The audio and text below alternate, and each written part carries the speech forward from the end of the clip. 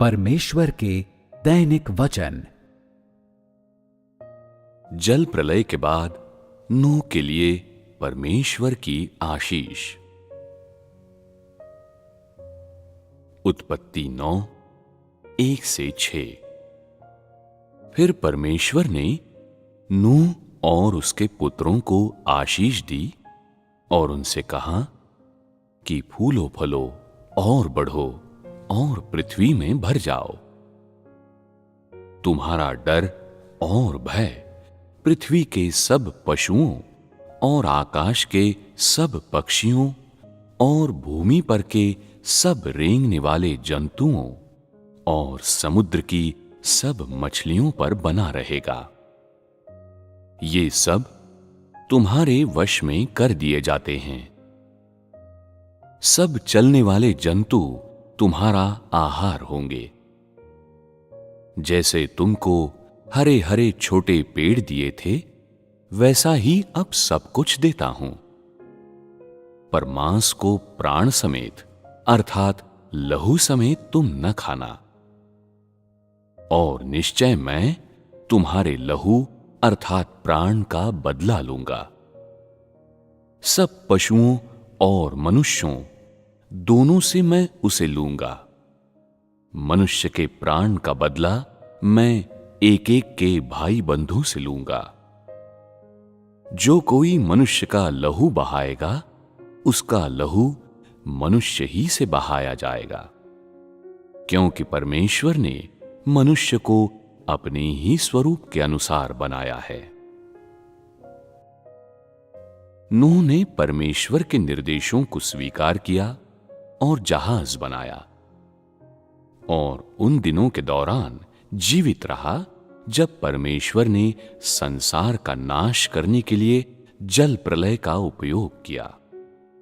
उसके पश्चात 8 लोगों का उसका पूरा परिवार जीवित बच गया।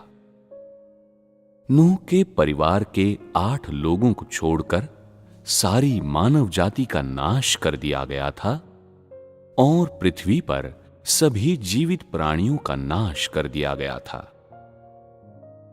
नूह के लिए परमेश्वर ने उसे आशीषें दी और उससे और उसके बेटों से कुछ बातें कहीं। ये बातें वे थीं जिन्हें परमेश्वर उन्हें प्रदान कर रहा था और उसके लिए परमेश्वर की आशीष भी थी। ये वो आशीष एवं प्रतिज्ञा है जिसे परमेश्वर किसी ऐसे व्यक्ति को देता है जो उसे ध्यान से सुन सकता है और उसके निर्देशों को स्वीकार कर सकता था। और साथ ही ऐसा तरीका भी है जिससे परमेश्वर लोगों को प्रतिफल देता है।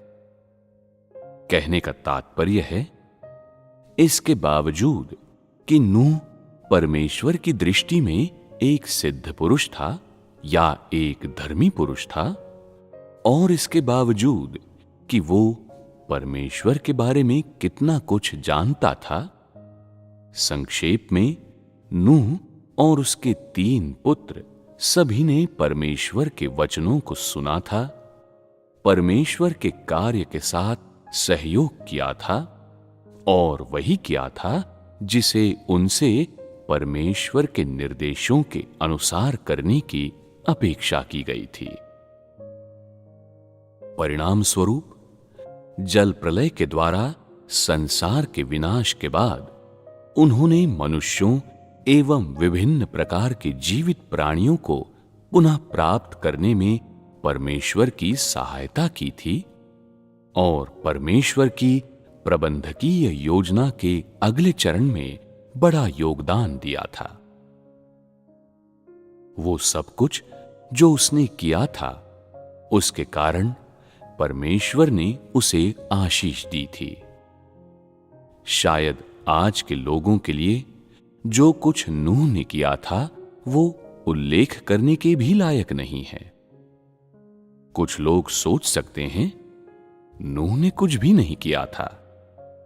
परमेश्वर ने उसे बचाने के लिए अपना मन बना लिया था, अतः उसे निश्चित रूप से बचाया जाना था। उसके जीवित बचने का श्रेय उसे नहीं जाता है। ये वो है जिसे परमेश्वर घटित करना चाहता था, क्योंकि मनुष्य निष्क्रिय है। लेकिन ये वो नहीं है जो परमेश्वर सोच रहा था। परमेश्वर के लिए इससे कोई फर्क नहीं पड़ता है कि कोई व्यक्ति महान है या मामूली, जब तक वे उसे ध्यान से सुन सकते हैं, उसके निर्देशों और जो कुछ वो सौंपता है उसका पालन कर सकते हैं और उसके कार्य, उसकी इच्छा एवं उसकी योजना के साथ सहयोग कर सकते हैं, ताकि उसकी इच्छा एवं उसकी योजना को निर्विघ्नता से पूरा किया जा सके। तो ऐसा आचरण उसके द्वारा उत्सव मनाए जाने के योग्य हैं और उसकी आशीष को प्राप्त करने के योग्य हैं। परमेश्वर ऐसे लोगों को मूल्यवान जानकर सहेज कर रखता है और वो उनके कार्यों एवं अपने लिए उनके प्रेम एवं उनके स्नेह को हृदय में संजोता है। ये परमेश्वर की मनोवृत्ति है। तो परमेश्वर ने नूह को आशीष क्यों दी? क्योंकि परमेश्वर इसी तरह से ऐसे कार्यों एवं मनुष्य की आज्ञाकारिता से व्यवहार करता है। नूह के विषय में परमेश्वर की आशीष के लिहाज से कुछ लोग कहेंगे, यदि मनुष्य परमेश्वर को ध्यान से सुनता है और परमेश्वर को संतुष्ट करता है, तो परमेश्वर को मनुष्य को आशीष देना चाहिए। क्या यह स्पष्ट नहीं है? क्या हम ऐसा कह सकते हैं? कुछ लोग कहते हैं, नहीं, हम ऐसा क्यों नहीं कह सकते हैं? कुछ लोग कहते हैं, मनुष्य परमेश्वर की आशीष का आनंद उठाने के लायक नहीं है। ये पूर्णतः सही नहीं है, क्योंकि जब कोई व्यक्ति जो कुछ परमेश्वर सौंपता है उसे स्वीकार करता है, तो परमेश्वर के पास न्याय करने के लिए एक मापदंड होता है कि उस व्यक्ति के कार्य अच्छे हैं या बुरे, और ये कि उस व्यक्ति ने आज्ञा का पालन किया है या नहीं, और ये कि उस व्यक्ति ने परमेश्वर की इच्छा को संतुष्ट किया है या नहीं, और ये कि जो कुछ वे करते हैं वे उपयुक्त है या नहीं।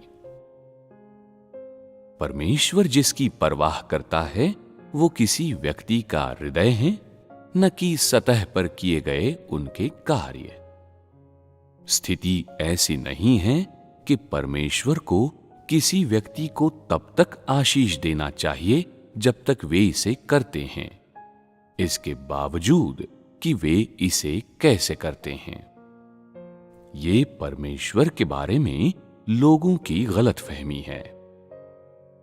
परमेश्वर सिर्फ चीजों के अंत के परिणाम को ही नहीं देखता, बल्कि इस पर अधिक जोर देता है कि किसी व्यक्ति का हृदय कैसा है और चीजों के विकास के दौरान किसी व्यक्ति की मनोवृत्ति कैसी है, और ये देखता है कि उनके हृदय में आज्ञाकारिता, विचार एवं परमेश्वर को संतुष्ट करने की इच्छा है या नहीं। उस समय नूह परमेश्वर के विषय में कितना जानता था?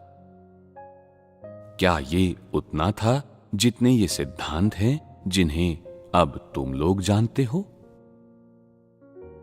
उस सच्चाई के पहलुओं के संबंध में, जैसे परमेश्वर की अवधारणाएं एवं उसका ज्ञान, क्या उसने उतनी सींचाई एवं चरवाही पाई थी जितनी तुम लोगों ने पाई है?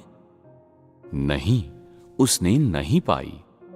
लेकिन एक तथ्य है जिसे नकारा नहीं जा सकता है। चेतना में, मस्तिष्कों में और यहां तक कि आज के लोगों के हृदयों की गहराई में भी परमेश्वर के विषय में उनकी अवधारणाएं और मनोवृत्ति धुंधली एवं अस्पष्ट हैं।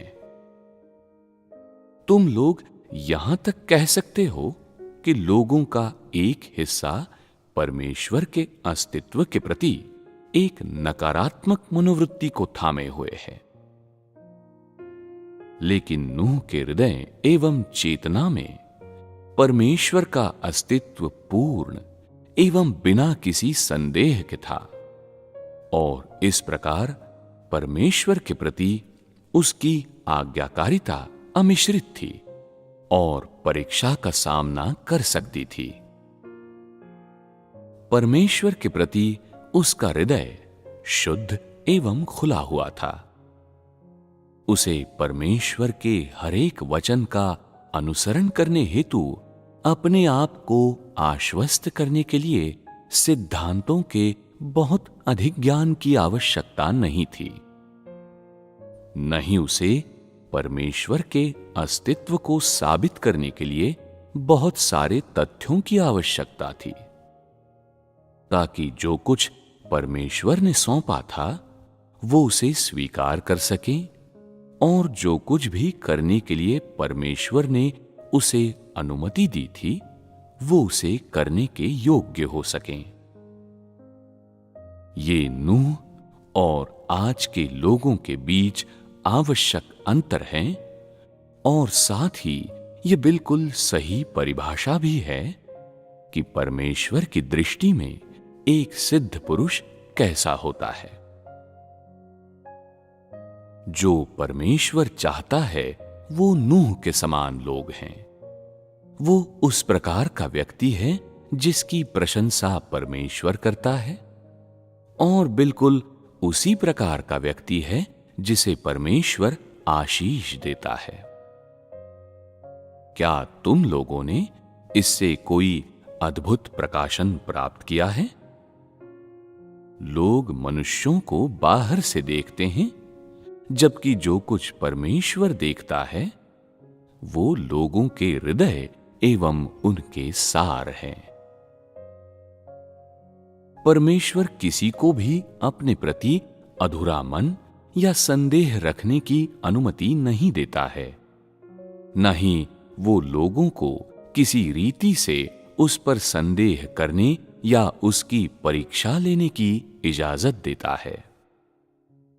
इस प्रकार हालांकि आज लोग परमेश्वर के वचन के आमने सामने हैं, या तुम लोग ये भी कह सकते हो कि परमेश्वर के आमने सामने हैं, फिर भी किसी चीज के कारण जो उनके हृदयों की गहराई में है, उनके भ्रष्ट मूल तत्व के अस्तित्व और उसके प्रति उनकी प्रतिकूल मनोवृत्ति के कारण परमेश्वर में उनके सच्चे विश्वास से उन्हें अवरोधित किया गया है, और उसके प्रति उनकी आज्ञाकारिता में उन्हें बाधित किया गया है। इस कारण ये उनके लिए बहुत कठिन है कि वे उसी आशीष को हासिल करें जिसे परमेश्वर ने नूह को प्रदान किया था।